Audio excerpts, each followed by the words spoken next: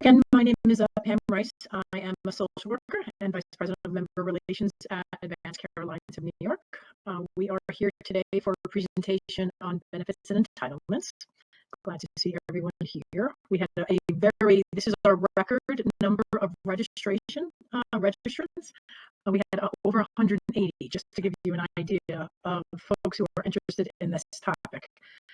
We have recognized that, and I can only assure everybody here this will not be the one and only time we do this. We plan on doing more in the future. So just a reminder, we post all our forums on our agency website under our resource page. It's under actually Family Forums is the header. We also have other wonderful presentations there on a variety of subjects, so please feel free to check that out. I can actually put that into the chat box in a minute. We have a presentation from our very own staff, Megan Porter and Joseph Black. I'll start with Joe. Joe is the Assistant Director of Eligibility at ACA of New York. He has been with the organization since 2019. He received his bachelor's degree in psychology from St. John's University and has been in the field for 9 years. He has been a direct support professional, a group leader for day habilitation programs, Medicaid service coordinator, which of course is the old term for care managers, and a care management supervisor. Joe has found a passion for helping others and other members and families with navigating the Medicaid arena, especially when members and families experience difficulties with maintaining those benefits. We also have Megan Porter. Megan is actually listed as the host, so she's the one who's actually responding in the chat. She is the Director of Provider Relations here at ACA-NY. She has been with the organization since 2019. Prior to this role, she was an eligibility coordinator and supported the care management and admissions departments with navigating Medicaid and other benefit programs. She earned her bachelor's degree in psychology from the University of North Carolina at Greensboro and has spent the last 9 years working in various OPWDD funded programs, including residential services and Medicaid service coordination. Excuse me. The presentation should last no more than 30 minutes. We ask that all participants keep themselves on mute and wait until the end of the presentation to ask questions. For the duration of the presentation, feel free to ask any questions in the chat box, but you will have ample time at the end to actually unmute yourself. We're going to try to do with a wave or at least some sort of cue that you would want to ask a question. There is an ability to, I think, raise your hand. We can review that at the end, but we'd like to allow folks to pretty much freely in an organized fashion just ask any questions they desire, because we know everyone has a lot of questions on their plate. So if everybody could just wait to ask any questions until the end of the presentation, that will kind of help keep the flow. We plan on recording this session. That's important to know. So if you're not comfortable with that and do not want to be recorded, I can stay in touch with you after the presentation and provide materials to you. And then you don't have to stay for the presentation.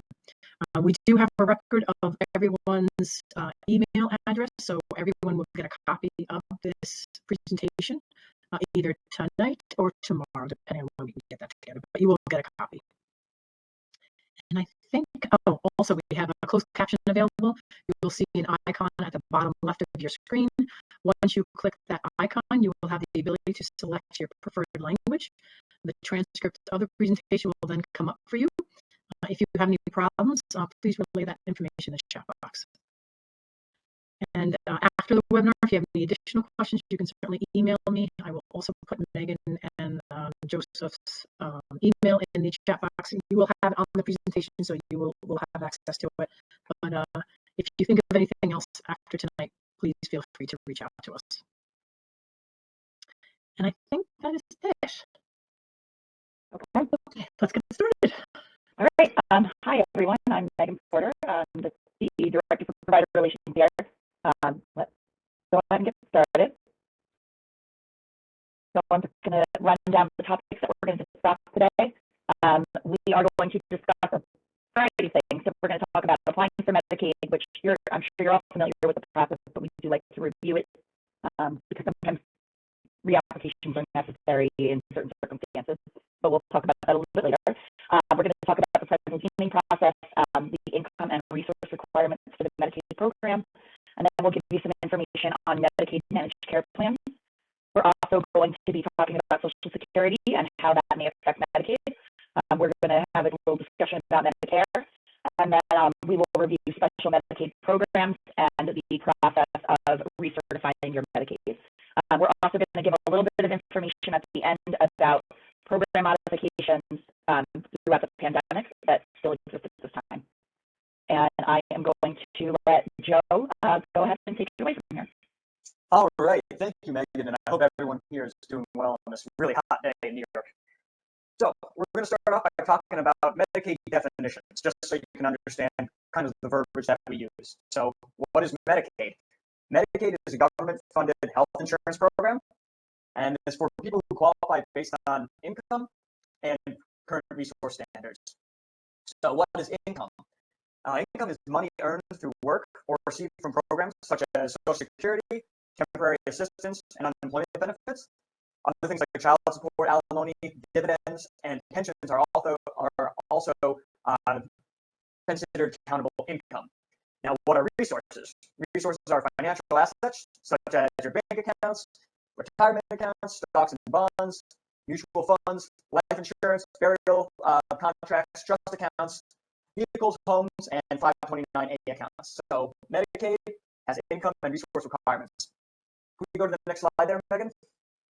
All right, so what does Medicaid cover? So Medicaid is a health insurance, so it covers healthcare services. Those services include medical, dental, and vision, any prescription medications you might receive. Some people need durable medical equipment, that's covered by Medicaid. Clinical services, therapies, home care services such as home health aid services, CDPAP services, and then also transportation for medical appointments. Medicaid also covers disability-related services, which is what our individuals also receive specifically from our CCO, which would be OPWB care management services, and then also the waiver services they receive from providers are covered by Medicaid. The disability-related services also include children's health waiver, traumatic brain injury waiver, nursing home transition, and diversion waiver. And just to let everyone know, Medicaid is always the last payer for their billing. So if you have other insurance, they'll try to bill that first, and Medicaid will be the last payer. Next slide, please, Megan. Thank you. So applying for Medicaid. So if you need OPWB services, which that is why we're all here, you're going to need to apply for Medicaid through your local Medicaid district. For New York City, that is the Human Resource Administration. That covers all 5 boroughs. There are regional offices located across the city, and the main office on Atlantic Avenue in Brooklyn covers all the boroughs. And if you don't live in the city, you'll use your local DSS office. That's the local Department of Social Services. So for people who live in Orange County, Rockland County, Westchester, or if you live out on the island in Suffolk and Nassau County, your locations may vary based on the town of your residency. The application review can take up to 90 days for both adults and children. And once you are approved, you will receive the New York State Benefit ID card with your client identification number, which we also call the SID number. It's important to note that you do not apply through the New York State Marketplace. Marketplace Medicaid does not cover OPWB services or most types of services that we need, such as CDPAP or CDPAS or other things like that. So make sure you're always applying at your local district. All right, next slide, please.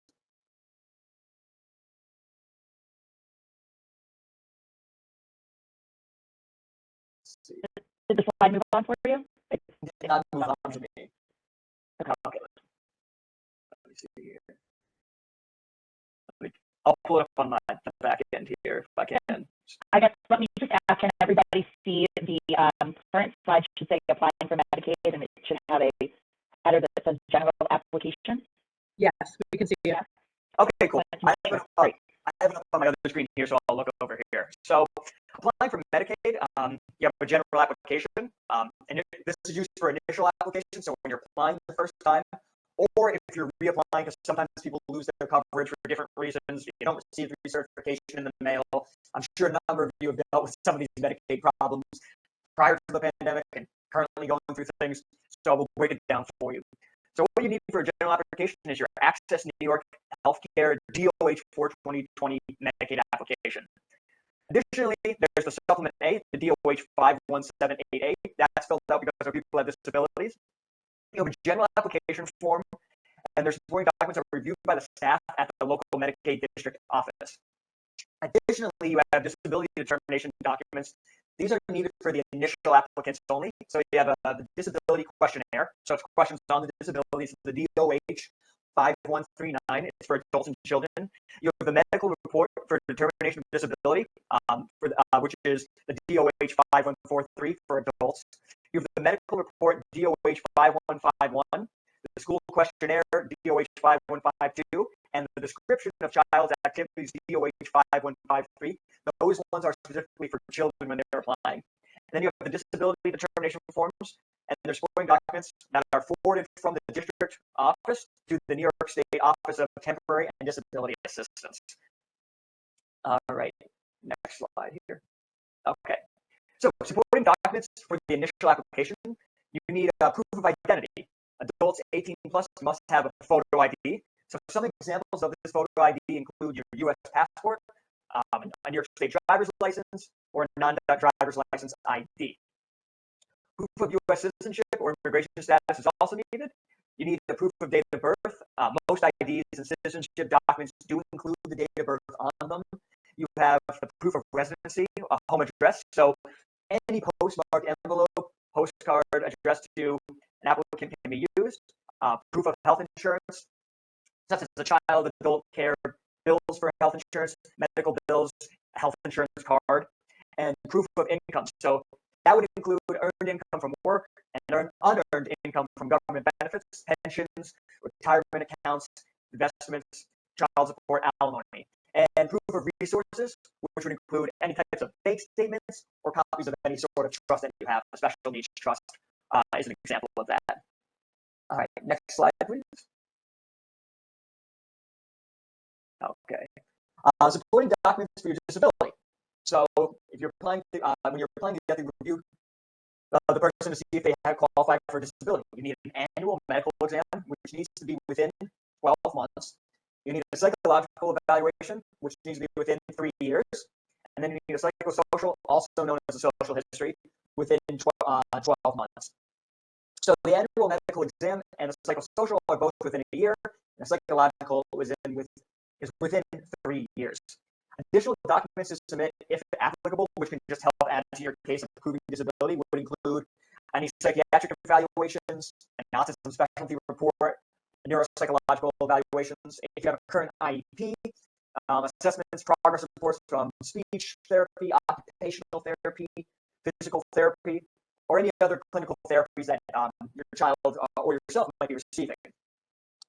You can also submit classroom teacher progress reports or letters from medical providers attesting to your disability. All right. For parental deeming cases, this is for children under the age of 18 applying for Medicaid through the parental deeming process. So a child qualifies based on disability and child's own income if applicable. It disregards the parental income when determining medical eligibility. So what that means is it only takes into consideration the income of the child, not the parent's income. It's done after OPWDD front door authorizes the child to apply for the waiver. So the first step is you apply for HCBS waiver with the assistance of your admissions coordinator at ACA-NY. The second step is OPWDD issues a letter of introduction to Medicaid district to waive the parental income. Third, we submit the Medicaid application with the assistance of ACA-NY, so your admissions coordinator, and a eligibility coordinator will help you with getting that Medicaid application submitted to the office. And then step number 4 is the admissions team will then, once approved with Medicaid, will enroll you into the CCO. Okay, 1 second here, just updating my slides. In-course income and resource requirements.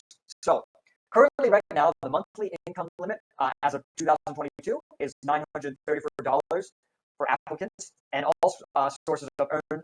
This is for all sources of earned and unearned income that are counted towards that $934.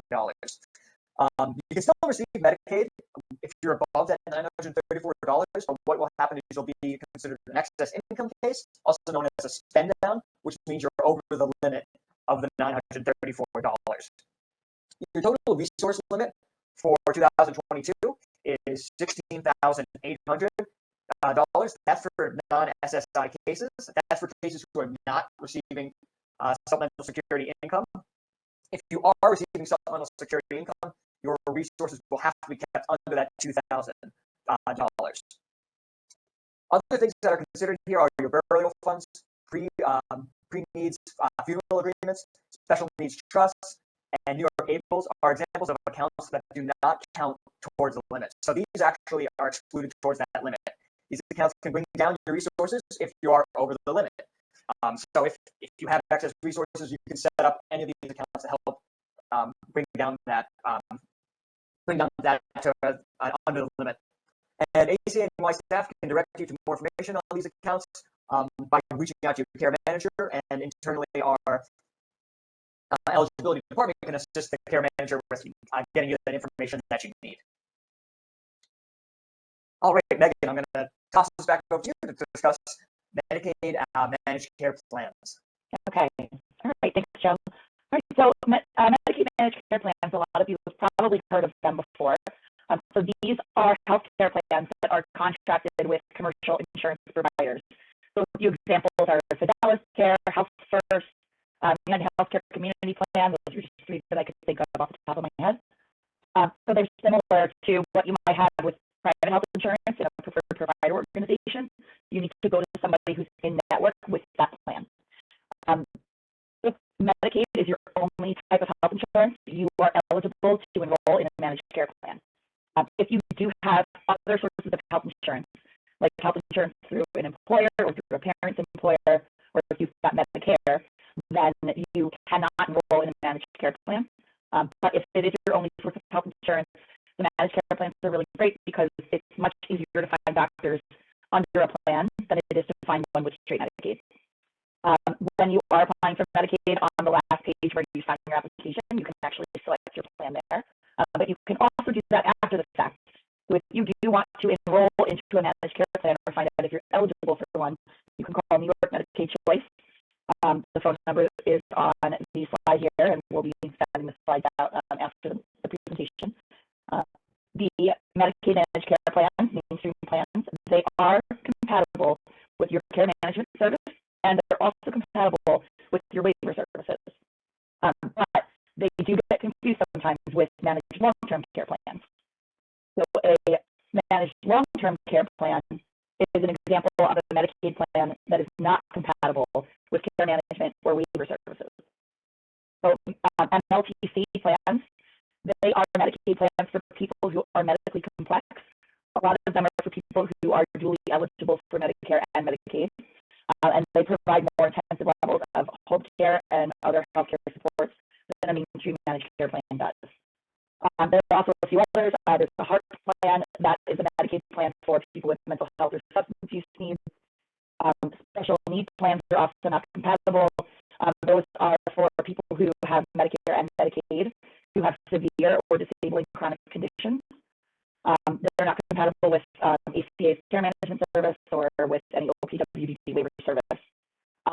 The only type of plan that is somewhat compatible is called the FIDET IDC plan. That is available to people in downstate New York who have both Medicare and Medicaid, who also have a developmental disability. So under those plans, your care management service would be provided by Partners Health Plan. It's not provided by any of the CCOs. But you can still receive your OPWDD waiver services under a FIDET IDC plan.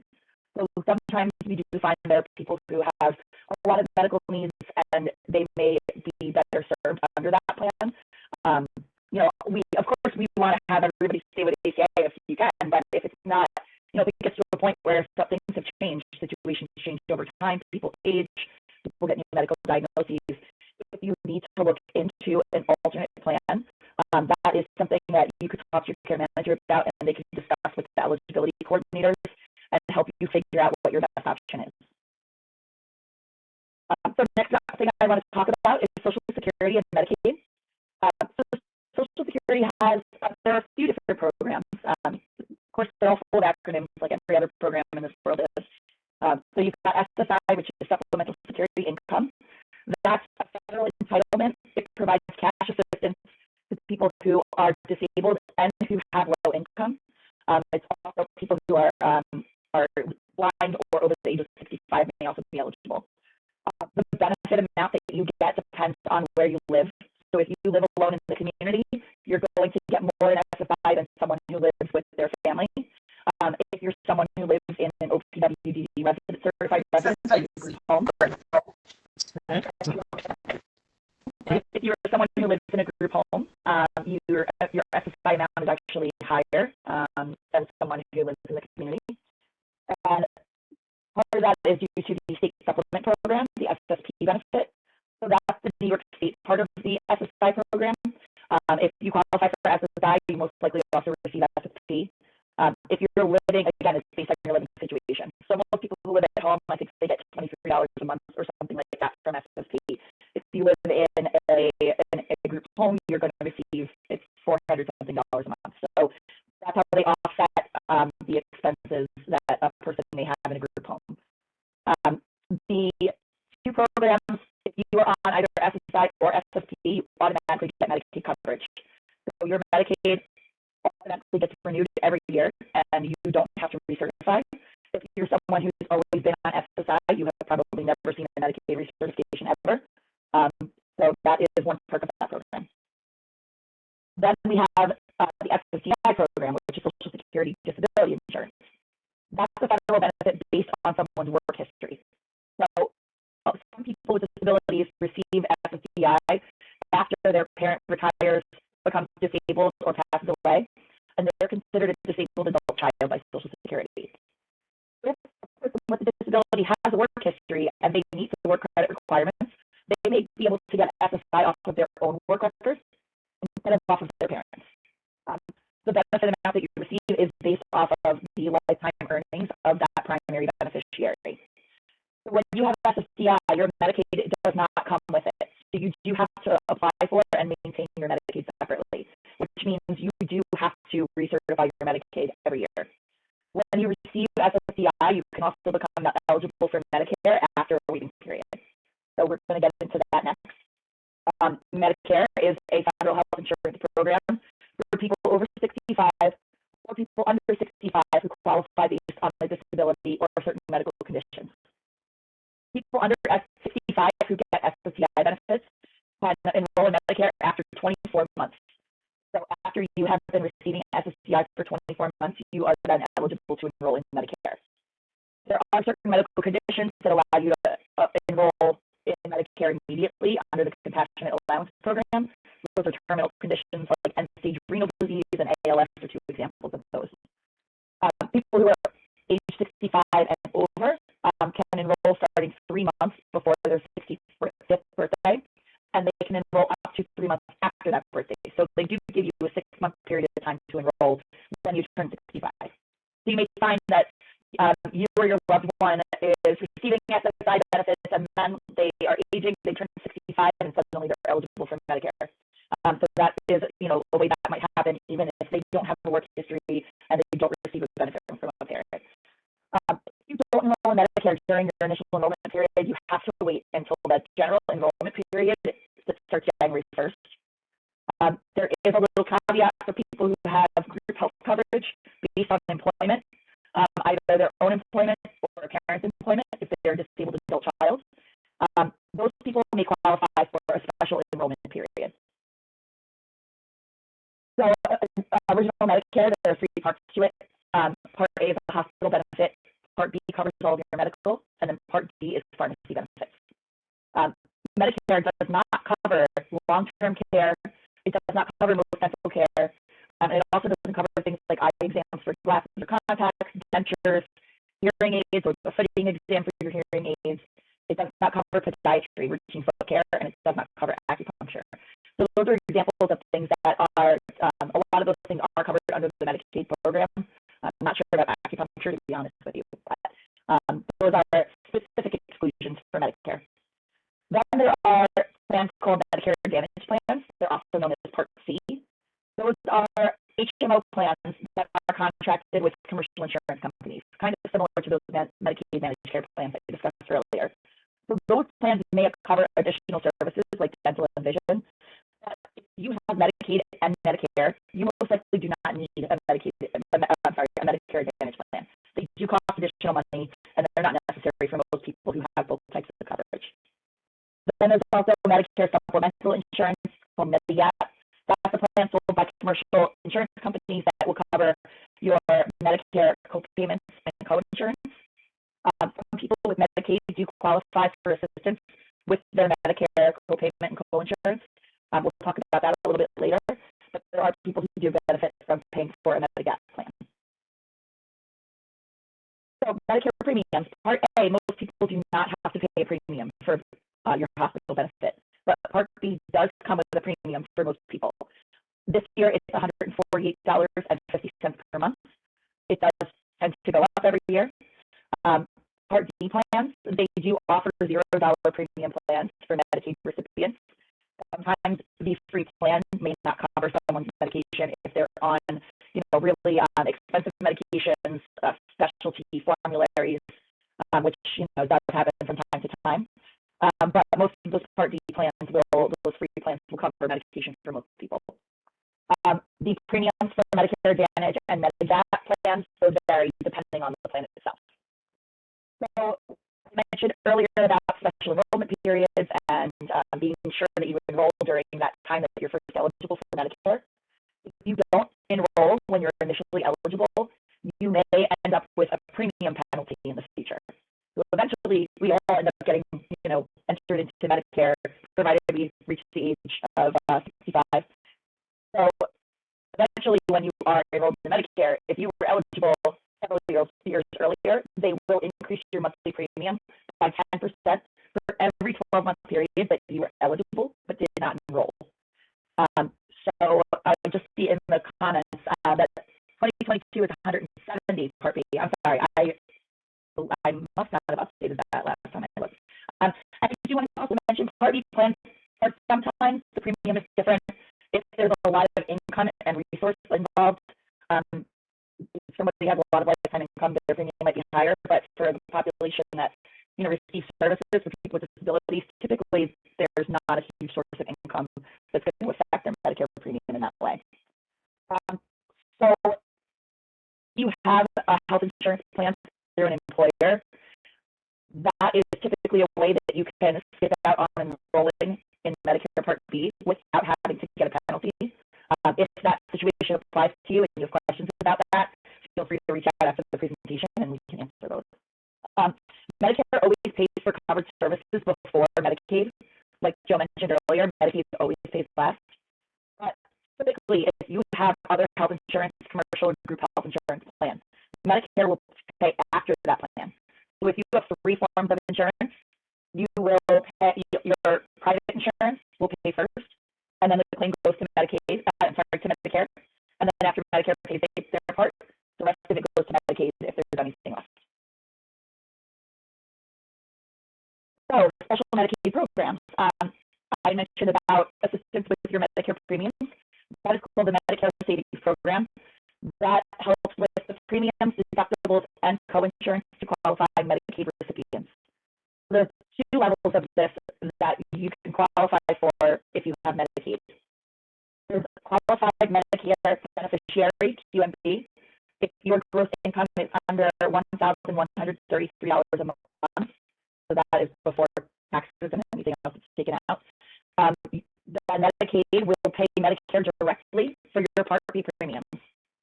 If you're under the next tier, which is, they call it SLIM-B, specified low-income Medicare beneficiary, your gross income is between $1,134 and $1,359 a month. Then Medicaid, instead of them paying Medicare directly, the Medicare premium will still come out of your Social Security every month, but then Medicaid will send you a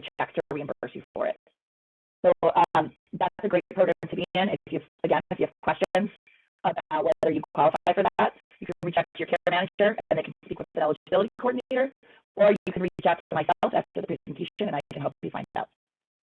The next program is probably the best Medicaid program that's offered. It's called the Medicaid Buy-In for Working People with Disabilities. It's a bit of a misnomer. There is no buy-in required. You don't have to pay for this program.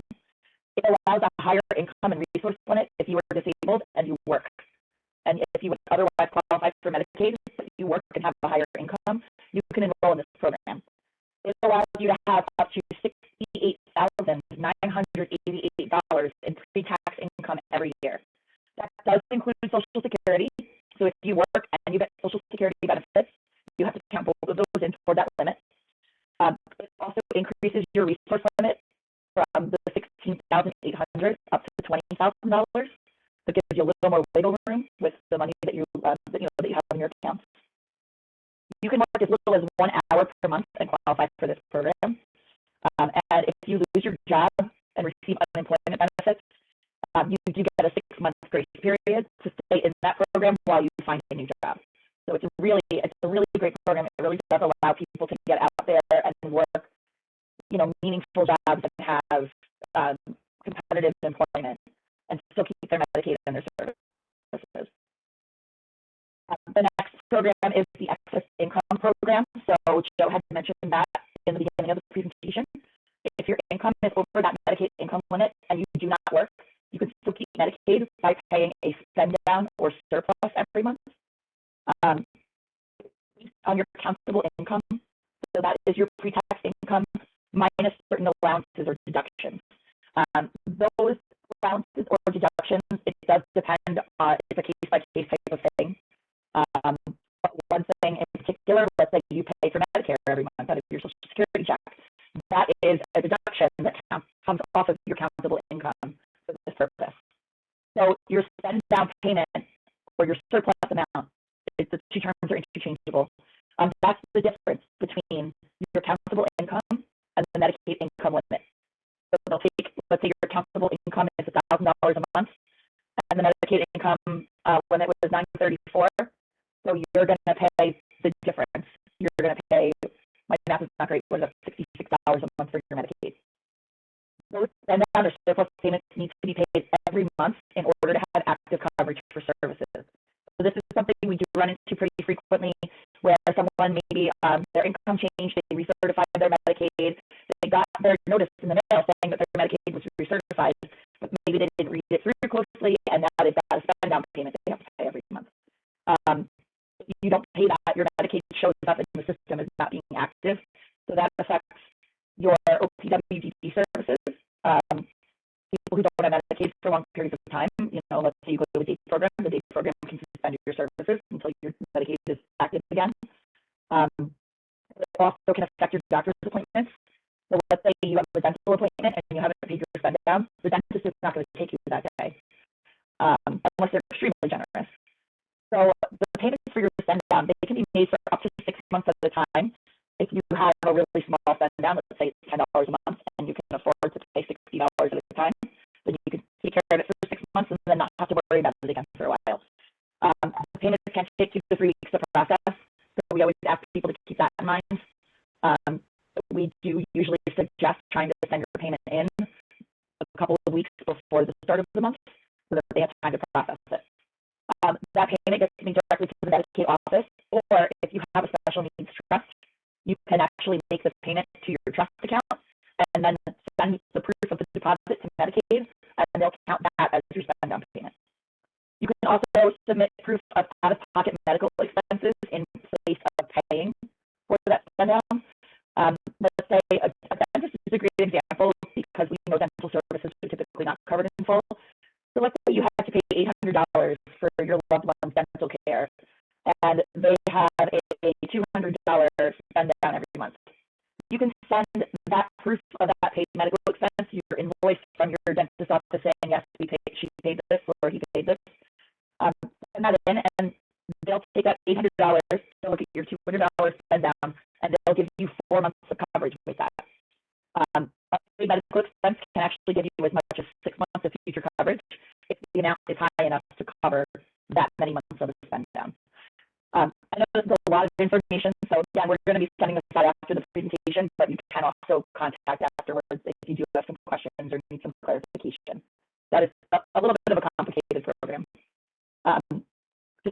others we're going to talk about that are important for people who are on SSI and end up losing SSI because they now get SSDI because, let's say, a parent retired.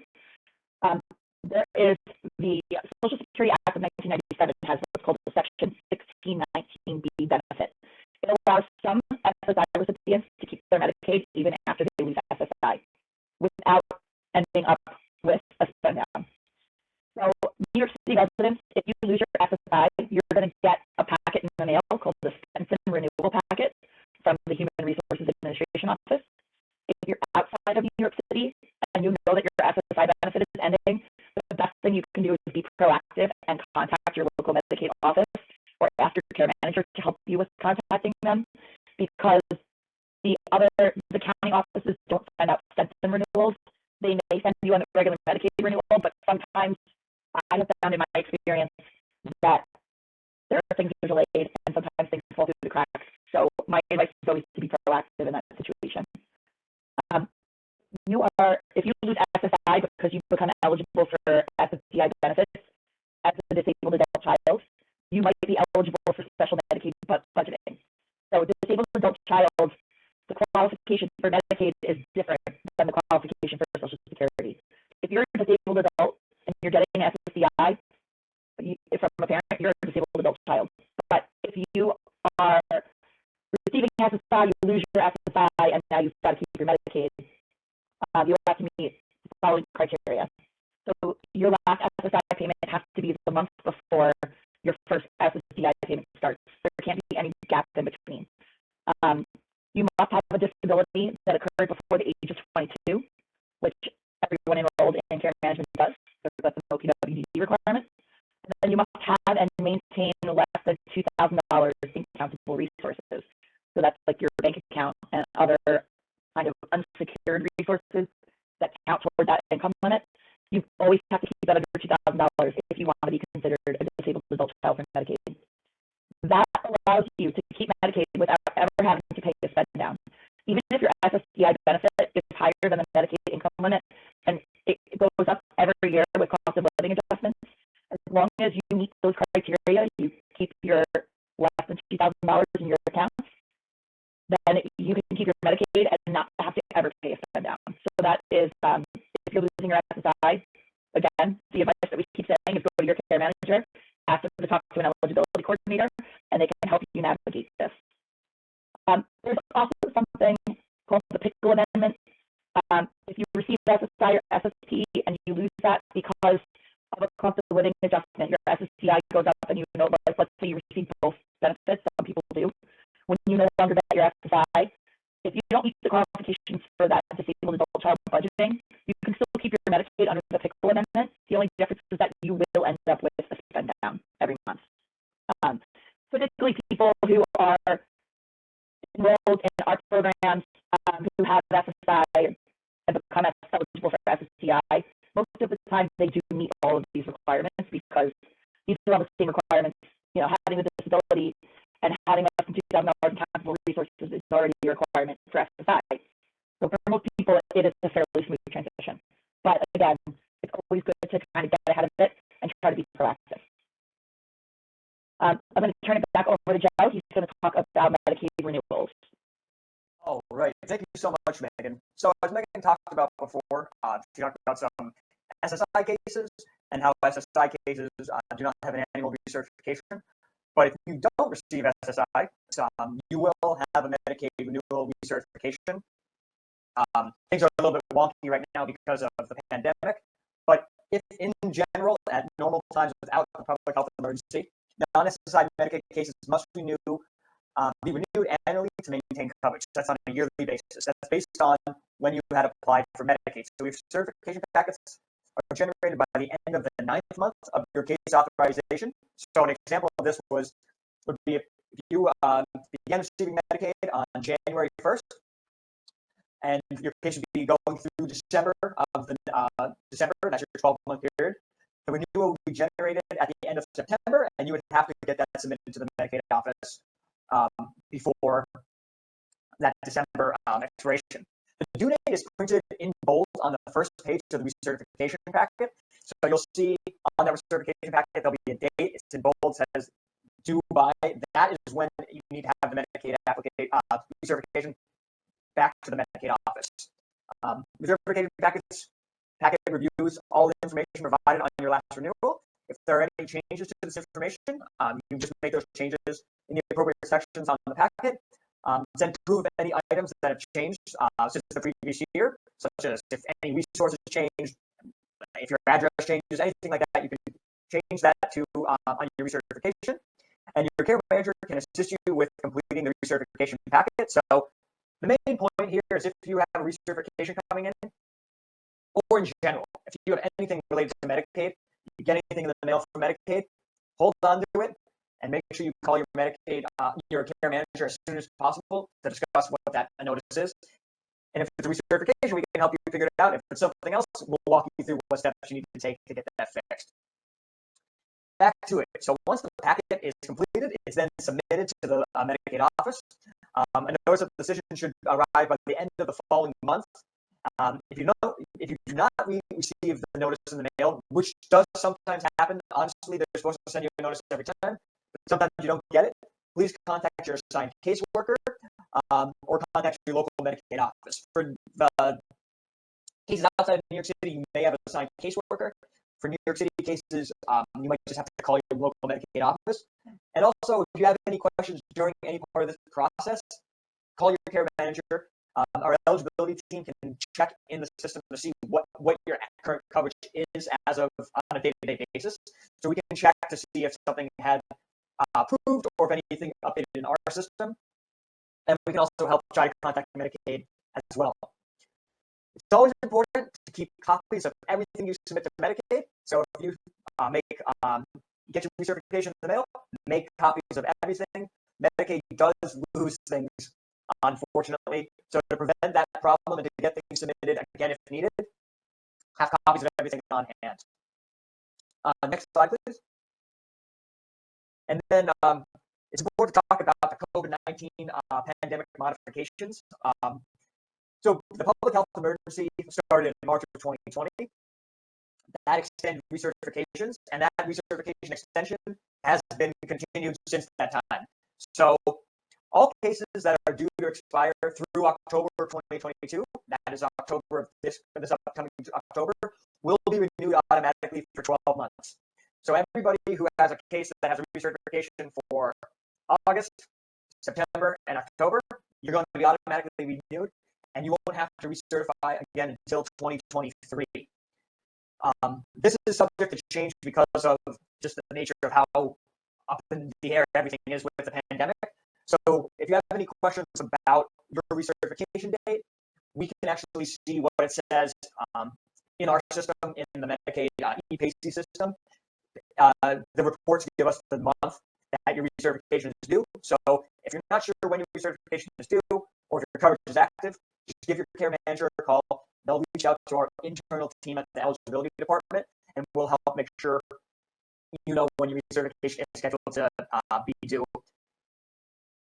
Also, if you are in the Medicaid buy-in working with disabilities program and lose your job, the grace period has been extended for 6 months, from 6 months to 12 months, if you have trouble finding work. So that's also a good extension as well to help keep you in that program and avoid surpluses and keep you with that higher income limit that Megan explained about. And surplus cases are no longer being extended. So when the pandemic health emergency initially took place, they were extending surplus cases for 6-month periods. Anybody who has a surplus case and it is above those income limits that we talked about, you need to pay your surplus now to have your Medicaid active. So your care manager may reach out to you if it's not paid to let you know that we're getting denied bills or your coverage is showing up inactive in e-PACEs. If you have any questions about your surplus case, reach out to your care manager and have a discussion with them, and we can help look into that for you. But just to be aware, if you have a surplus, that needs to be paid on a monthly basis for that coverage to be active and for your services to be paid, whether it's health insurance, waiver provider services, or care management services. I also want to mention, just jump in and mention that the surplus, if you do have a surplus, it will still get renewed automatically, your Medicaid case, if it's due to recertify. But the the difference is that Medicaid was actually waiving that surplus requirement. Basically, they were waiving the payments if people requested it during the pandemic. So I didn't make that clear enough in the PowerPoint itself. I just wanted to mention that. Oh, thank you so much, Megan. Yeah, it's super important. This is all subject to change at any time as the public health emergency continues. So I highly recommend if you get anything in the mail, are confused about your coverage, something happens, make sure you send a copy of the notice over to your care manager.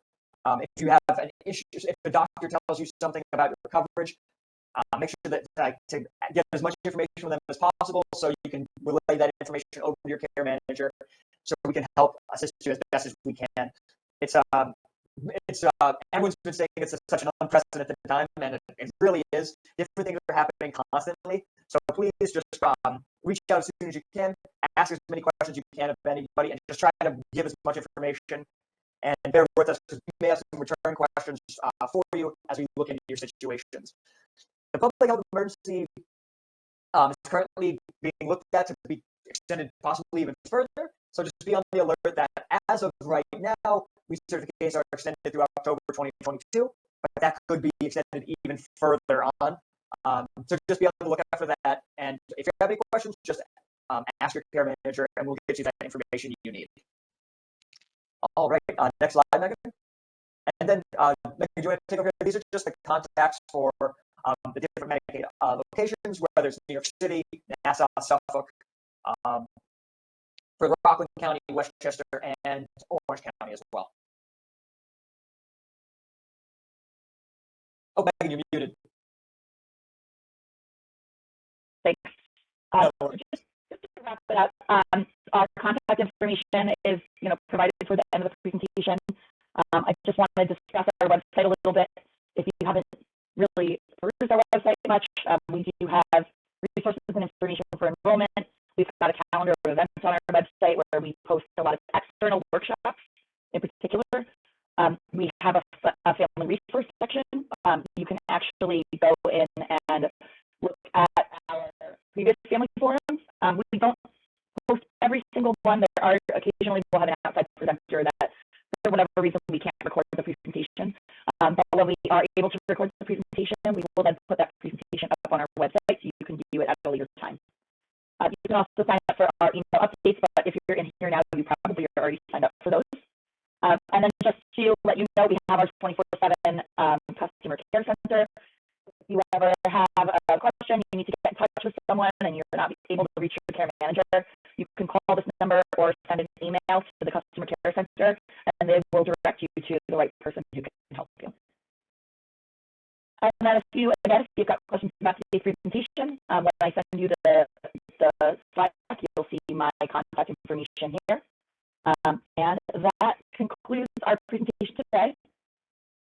So what I'm going to do now is I am going to start looking through our questions in the chat. Actually, Pam, do you want to look at the questions? Well, so Megan, I actually saw one question on research that I just wanted to jump in and just answer. So someone was asking if we will get a notice in the mail about a recertification. You should, that's automatic. You should get something in the mail. That being said, you might not. It's supposed to happen, but it's not always happening.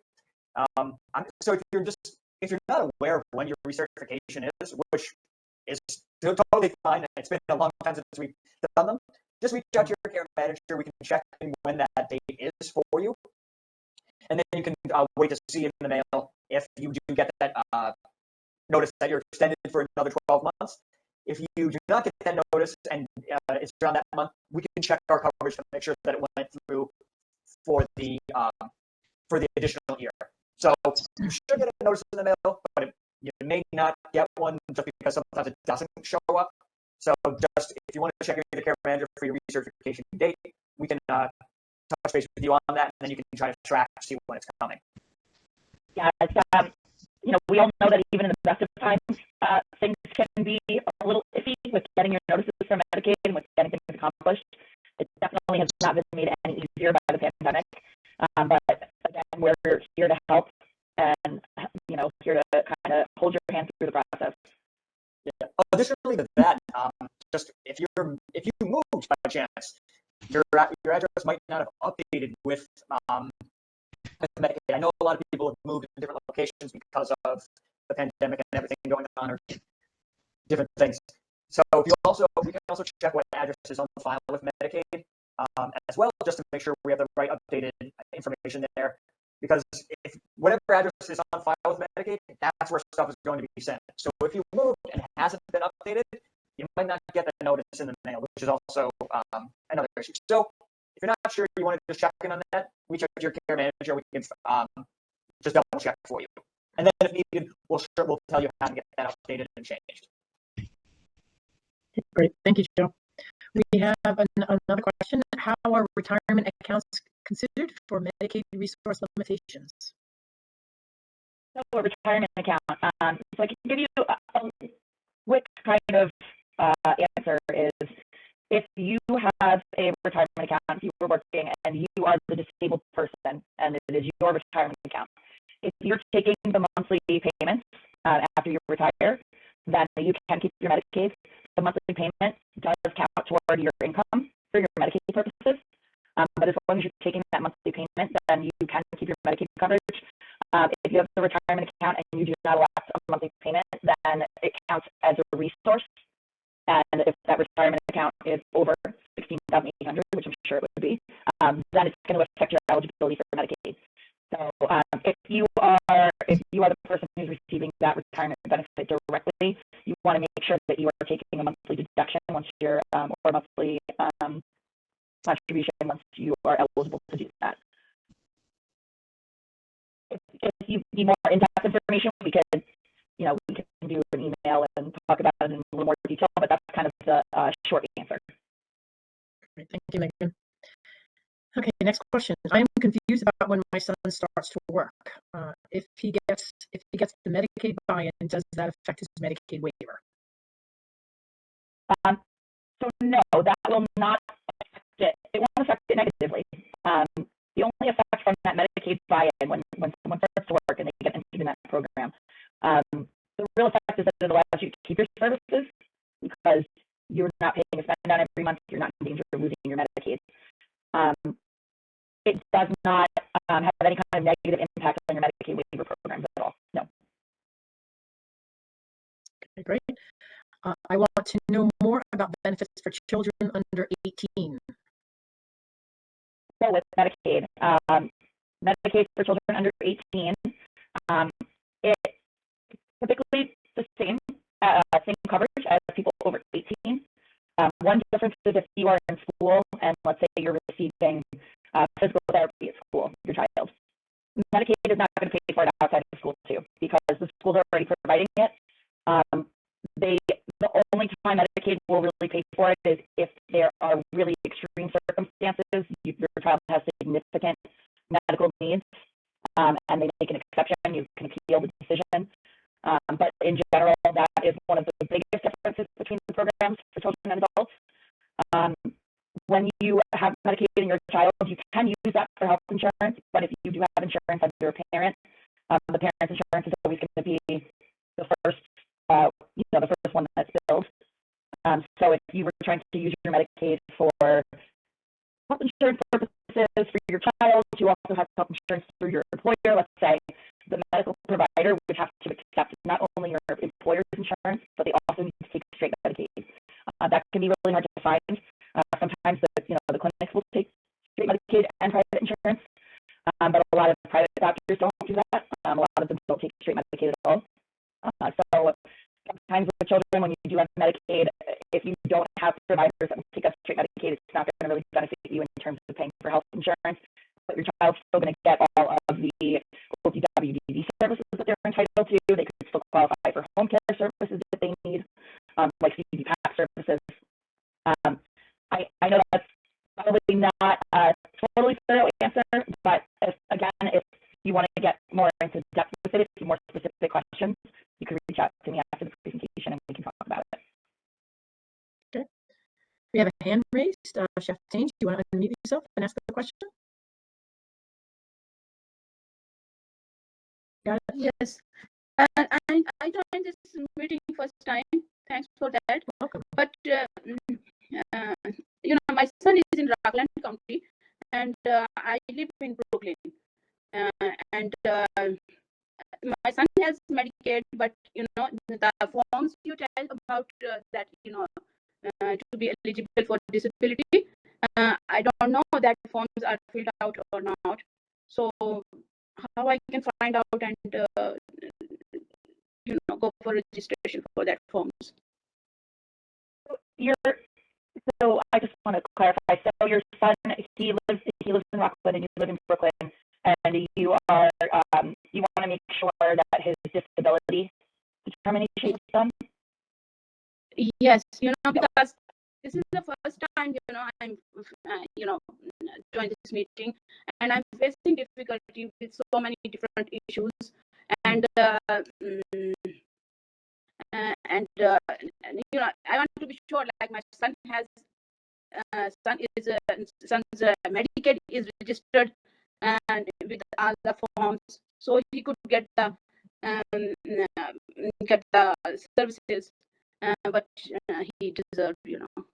Okay, so I think the best solution in this case is probably to look into your son's coverage directly. So what we can do is, I'm going to actually just make a note so that there's a lot of people in this meeting. I'm going to make a note just to know who to contact, but I will reach out to you directly because okay, thank you. You're welcome. We need to look into some specific information. Okay. Okay, great. Thank you, Megan. Okay, no other hands are raised, so I'm going to go back to the chat box. My family member is DAC, but is still paying a surplus. Can she be exempt from paying? Oh, looks like Joe was about to answer that question. I'll let him go ahead. Oh, Joe, I think you're muted. There we go. Well, Megan, you can jump in there if you want. It's basically, if you're DAC, you won't have a spend down. So we have to look at the coverage to see what's going on with the person's case. If your resources are above $2,000, that would knock you out of the DAC program, which would give you the surplus. So you could be a DAC case, but if you don't qualify based on your resources being under 2,000, then you might get knocked out of the program. So you'd have to check to make sure your resources are actually below the program and that you actually do qualify by having, which I think you do, since you're saying you are DAC, that you were SSI to then SSDI, which is what changed your coverage. Megan, did you want to jump in and explain any more on that? Because it's the Medicaid office does miss things, and sometimes when they are, when they're budgeting somebody's Medicaid, they may miss that detail. They may not check the right box off in the system, and then that totally affects your coverage. So if your family member, if you think your family member should qualify for the DAC program and not pay a surplus, I would recommend getting in touch with the care manager, ask them to speak with the eligibility coordinator, and what they can do is look into the situation, make sure you meet the criteria, and then if you do, they can file with the Medicaid office to get your family member put on that DAC budget. So that is something that they can try to remedy, and sometimes they can get that done retroactively too, just depending on the situation. So I would recommend definitely contacting your care manager in this case. Thank you, Megan. Thank you, Joe. Okay, next question. My son is about to turn 18. I just had to send New York State Department of Health additional information for our Medicaid review. Once he turns 18, I can apply for SSI for him, correct? Will I have to continue to renew the Medicaid every year? And are there any other things that will change once he turns 18? All right. So this is a great question. And it's also a good point. So sometimes when you're 18 or at 21, Medicaid may send you a recertification or review outside of the normal timeframes. So I appreciate this question for bringing that up. That may happen. If you receive a recertification or any notice from Medicaid outside of the normal timeframes, always reach out to your care manager and send that documentation back. Or we'll look into the documentation, never just ignore it. So it's good that you sent this in. Now that the person is 18, they can apply for SSI on their own accord. If they do for SSI, they then will, as Megan mentioned earlier, be able to receive SSI and Medicaid through that, and they will not have to reapply with a recertification every year.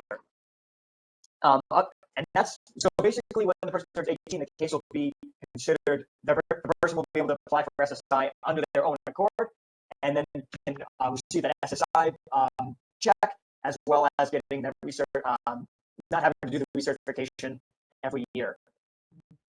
Megan, did you want to add anything to that? Yeah, as far as anything else that changes with Medicaid 18, that really should be the only thing that you come across. And that request to review someone's disability, like Joe mentioned, that gets sent out anywhere between turning 18 and turning 21 for most people. So if you have a child who is going to turn 18 soon and you do not receive that disability packet, don't panic. It is probably coming. It just may not come right away. But yeah, there's really, in terms of Medicaid, there are no other considerations that I would say you need to think about other than making sure you turn in that request for review. The SSI, like Joe said, that once your child gets SSI, if they qualify, you will not have to renew the Medicaid as long as they have SSI. Excuse me, I have a question. Sure, go ahead. My daughter is 28 years old. She has SSI, Medicare. She doesn't work, Medicaid, but I'm sorry. And then I just want to know if she can apply for Medicare. So, does your daughter receive SSDI, Social Security Disability Insurance? No, just SSI. Okay, so you can only get Medicare if you also get SSDI benefits. If that your child's only source of health insurance, they just have Medicaid. Just Medicaid, yes. Oh, no, I'm sorry. We have my husband's insurance too.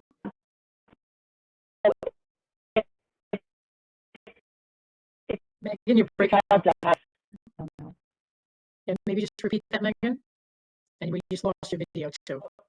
I think I'm back. Everyone just disappeared on me. Sorry about that. Yeah, so as I was saying, you do have to get SSDI in order to get Medicare. If your child only has Medicaid and you don't have any other health insurance, you could enroll in a mainstream managed care plan if you're having trouble finding doctors that take the Medicaid coverage. Hopefully that answers your question. Yes, thank you. Okay, Okay, we have another hand. Ray, yeah. you're on mute. Oh. You're still on mute, right? You have to unmute. Now, Hi. there we go. Hi, how are you? I'm still totally confused. So luckily, I'm ahead of the game in some ways because my son has SSDI and he has the Medicaid waiver and he's worked for 2 years.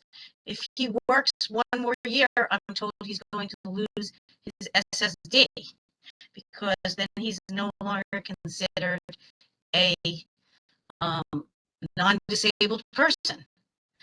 So I'm a little bit confused about the Medicaid buy-in. I want him to work, but I don't want him to lose his benefits. So I'm kind of feel like we're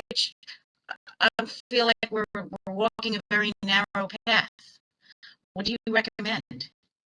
Yeah, that is a tough situation because there is that fine line where it's true. If you're only getting SSDI and you work, if you make over the substantial gainful allowance, I don't know the exact figure off the top of my head for this year. $950. Okay. So if you earn over that amount, and that's after any deductions that they may take. Yeah.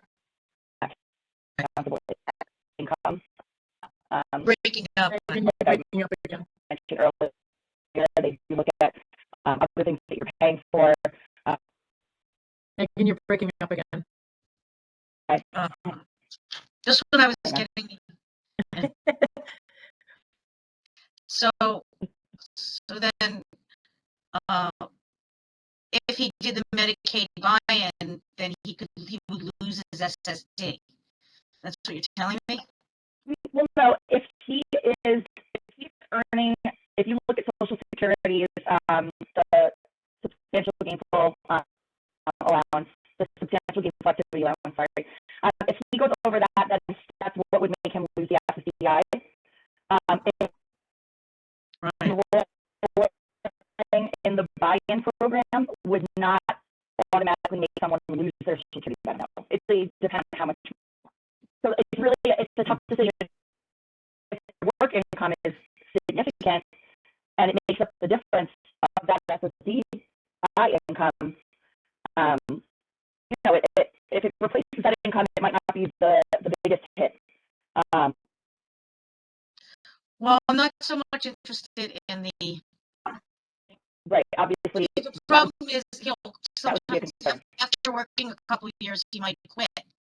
And right, then we're told we have to reapply for SSD, which is a whole long, drawn-out process. Yeah. So he gets the Medicare, so we're just thinking maybe he's better off just working minimally and doing volunteer work and stuff. It's a tough decision to make. I do want to address back to the Medicaid question. As long as he meets the Medicaid program requirements for income and resources, he'll still get his OPWDD services, he'll still get his care management. It's probably kind of a personal choice of what is going to be best for him in that moment. Medicare, sometimes you can actually keep your Medicare even after you don't receive SSDI, but you do have to pay for that out of pocket. And depending on his job, if his job offers health benefits, he may not really need the Medicare so much. So that's really, I think this is a situation where you need to kind of look at a few different factors. Joe, do you want to jump in with anything there? I was just saying, to tie back onto the Medicare part, if you do lose your SSDI, you should get a notice in the mail. You should, as I've been saying, you hopefully will get that notice in the mail, but it would indicate that you should be able to receive your Medicare. You would have to pay, but for another 93 months. So that usually which is a significant amount of time if that does happen. But as Megan was saying, and I agree with her, it's a tough situation. Yeah, but 93 for on the long. It's not this type time in his life that it's really an issue for these disabled people. It's the later years when they're 50s, 60s, 70s. So to get rid of a program like this that's going to pay significant money and provide health care for them. So it's a hard call for parents who want to see their kids working and being productive, and having that clarity of what path to take is really what we're struggling with. So thank you for that. So then I think I see it clearly. Thank you. You're welcome. I wish I had a better answer for you, a more concrete answer, but yeah, that's a tricky situation. A lot of people find themselves in that situation. Okay, thank you. You're welcome. I'm looking at the questions in the chat, and there were a few that were sent privately, so Pam wouldn't necessarily see them. I just want to make sure I don't skip over those. So someone did ask earlier about an able account being counted as an asset for Medicaid, and we went over that during the presentation, and it is not counted towards the Medicaid resource limit. Let's see, one question. The Medicare programs are for people that already have Medicaid, correct? I think that was referring to the Medicare Savings Program. That program is for people who already have Medicaid, yes. If you do not have Medicaid, then you can't be in the Medicare Savings Program. Let's see, my adult son has transitioned from SSI to SSDI based on his work history and is currently dual insured by Medicare and Medicaid. After the public health emergency ends, will he be able to recertify for Medicaid? Yes. I guess I want to ask, so Dave, if you can unmute yourself if you're still here. When he transitioned from SSI to SSDI, did you receive any kind of Medicaid renewal in the mail? Yeah, that's me with the hand up. Okay. No, we haven't Okay. gotten anything because it was in the middle of everything happened during the public health emergency. Right. Uh, Are when you in New York City or are you outside of New York we're City? in Westchester. Okay. So when he just got a notice of decision from OPWDD a few months ago, and the care manager says we are eligible for the for Medicaid services. Medicaid still seems to be covering. He got his heartbeat premium waived, but he's been working like the other woman. He's been working on and off.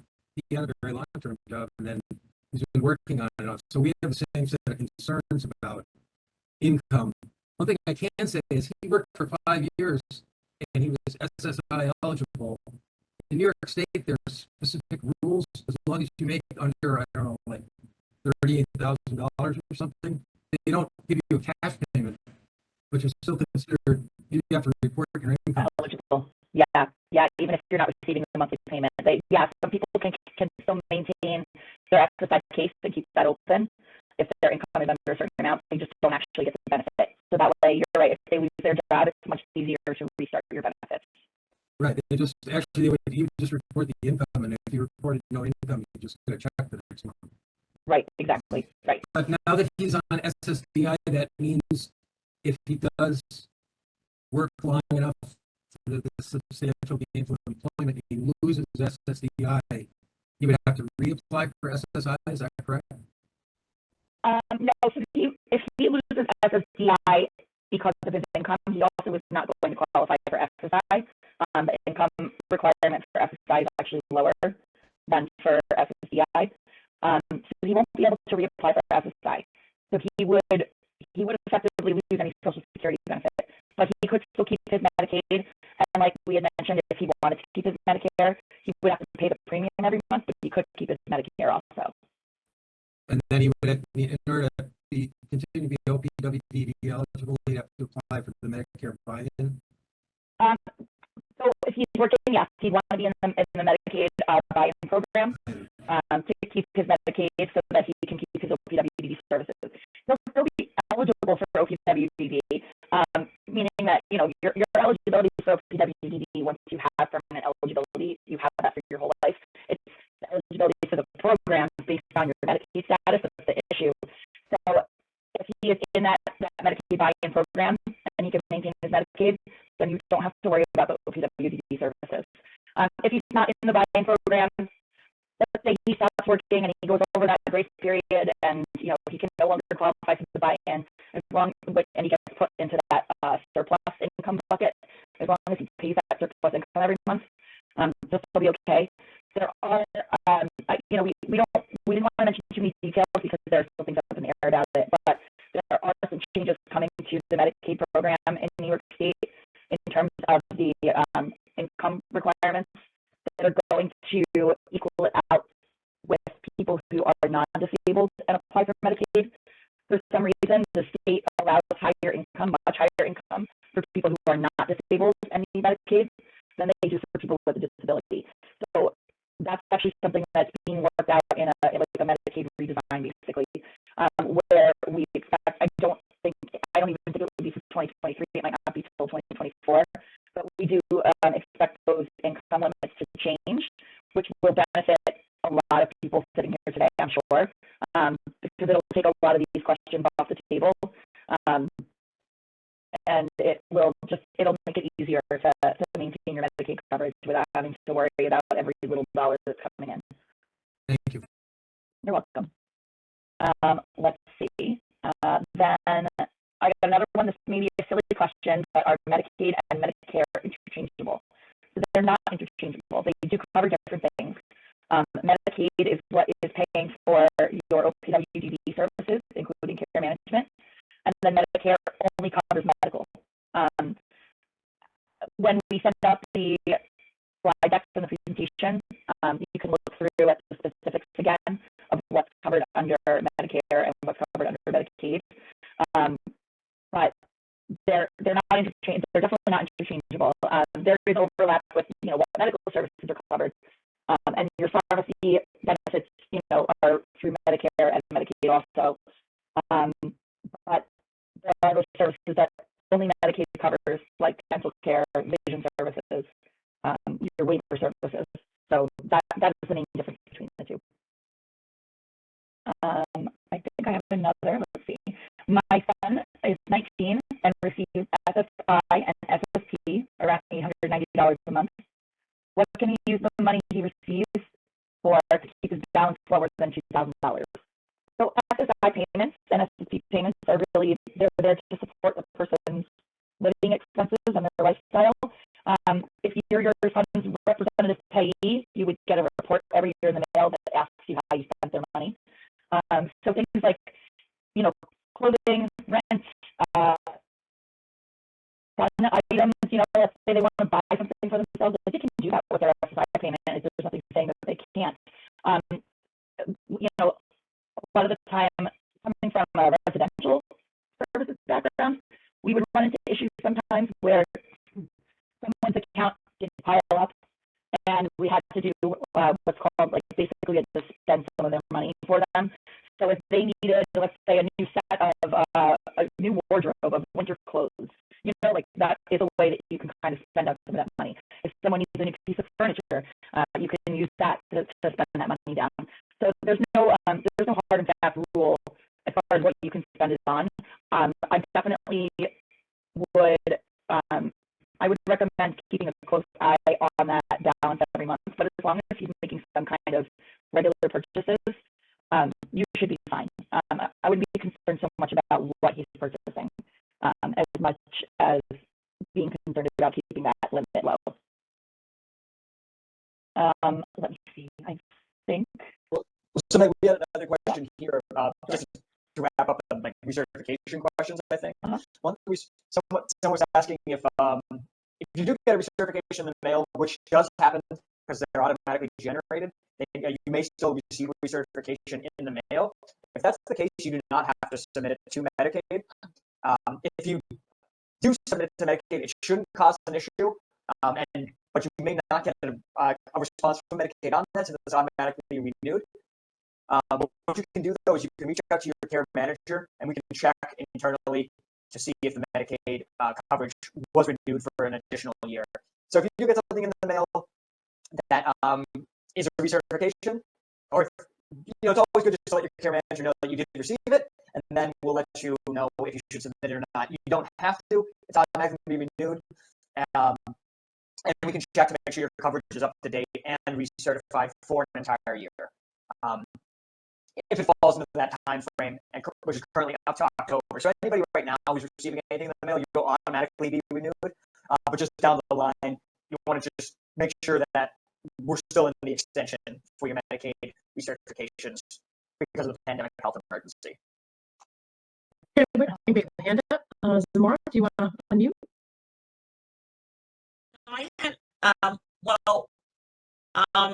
I wanted to know if Medicare or Medicare will pay for the laser surgery.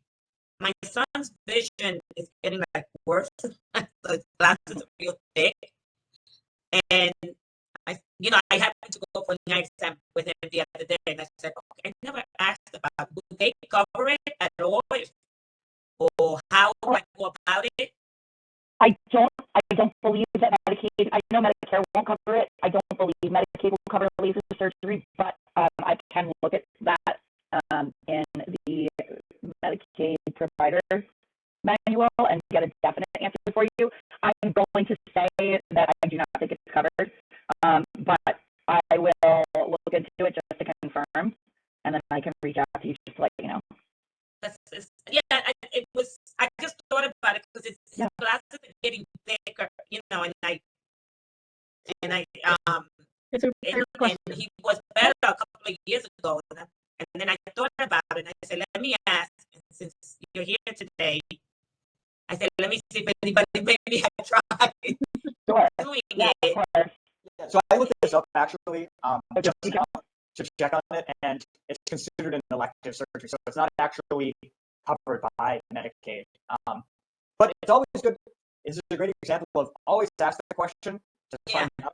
You never know what might be covered. Also, the rules do change constantly. So, you know, we want everyone to have the best quality of life possible and get the services they need, or at least get the information, the answer to their questions instead of wondering.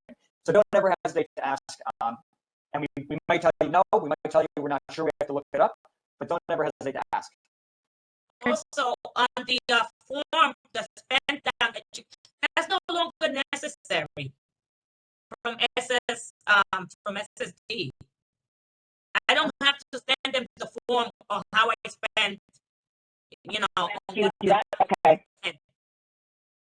for the other parent that was asking. Okay, that's So good I to don't know. know if they, I got it in the mail a couple of years ago, and I said, oh, this is great. One less form I have to send. You know, where you have to put down what you spend, but you no longer have to, as far as I know. And I haven't been doing it for the past three Yeah. or 4 years. You know, I wonder if it's something that maybe it was suspended during the pandemic. No, it came before the pandemic. Before? Yeah, and I thought it was. I said, oh, this is great because you know you give a certain amount of money, he has to pay rent, he has to do this, especially the over 21, and that's what it says. You no longer have to submit this form, so you no longer have to keep, I guess, tabs on what you spend, that income. I don't know if anybody else received it, but I know I did. Okay, we have we're kind of need to wrap up. We have about 1 more minute. So I have a quick question that I think is important to answer. It's a quick answer. My brother is the beneficiary of an irrevocable trust. If the trust earns any income, is it counted towards his income? As long as the trust is appropriate, it's a special needs trust, it's not counting toward the Medicaid limit, then no, the trust income does not count toward a person's income. It only, it will count towards their income. If the trust isn't set up properly, then that could be an issue. But if your brother has had this trust for years and I would assume it's set up properly, then no, that income is not going to be counted. Basically, what we can do, we do have a few more questions, but we're kind of running out of time. We usually have a bit of a hard 30-minute Q&A at that point. So what we're going to do is we're going to take the rest of the questions and we can actually write out some of the answers and we can actually send it to the group. Megan, does that sound like a reasonable? Sure. Some of them are pretty easy, but we can just at least give some general responses to the remainder of the questions that are in the chat box. Because sure, yeah. So that's something. So definitely keep an eye out for that. So what I will do is tomorrow morning I have some time to do that. So I'll answer some questions in the chat box, and then when I send everyone a copy of the presentation, I'll also attach that as a file for you. Right. So we have left our information into the chat box. Again, my name is Pam Rice. We have Megan Porter and Joseph Lock here. If you reach out to any one of us and you have additional questions, please feel free to email us, and we'd be happy to connect you to your answers or to the resources to respond to your questions. So, and trust me, as we can see, we had a record number of registrants for this, and in terms of our turnout too is a record today. Yeah. Right.